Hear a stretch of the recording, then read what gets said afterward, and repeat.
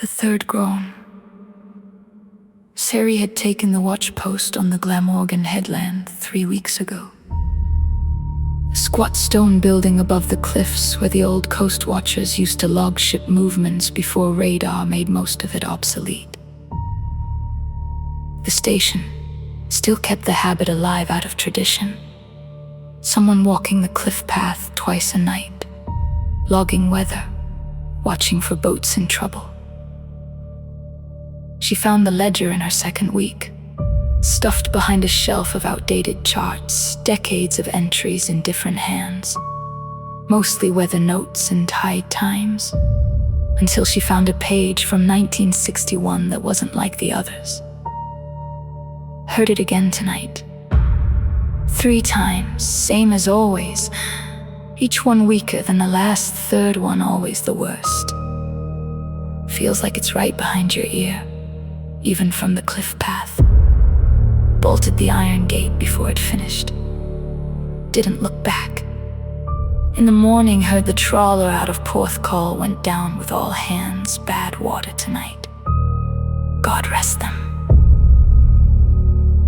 She'd read it 3 times herself, sitting in the lamplit station with the wind pushing against the windows, and told herself it was exactly the kind of story lonely men wrote to keep themselves company on a long watch.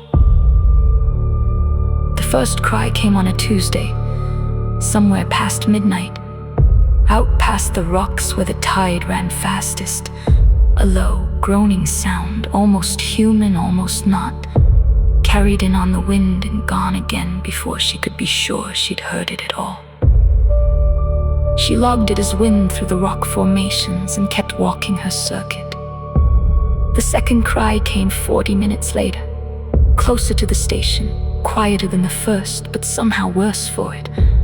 A fading, mournful note that made the hair on her arms rise before her mind caught up to why. She stopped walking, counted in her head without meaning to 2. The old ledger entry surfaced whole in her memory, word for word, and her body understood the danger before her thinking did.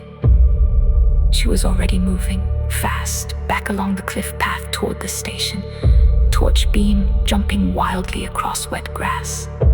She didn't hear the third cry start.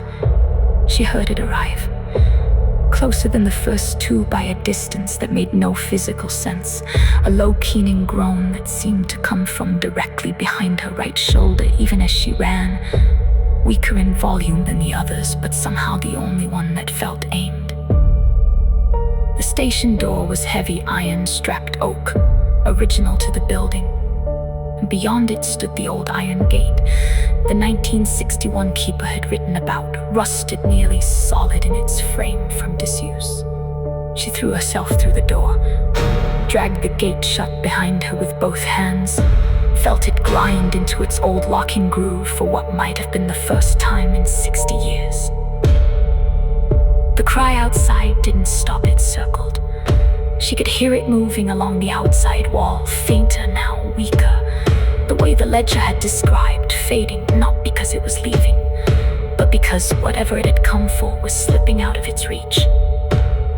It took nearly 2 full minutes to die away completely into ordinary wind. She didn't sleep that night. At dawn, she radioed it in as a precaution, more out of procedure than expectation. By mid-morning, the news came through from the harbor master at Porthcawl. A small fishing boat, engine trouble, gone down in the night, not far off the headland. 2 crew rescued, 1 still missing.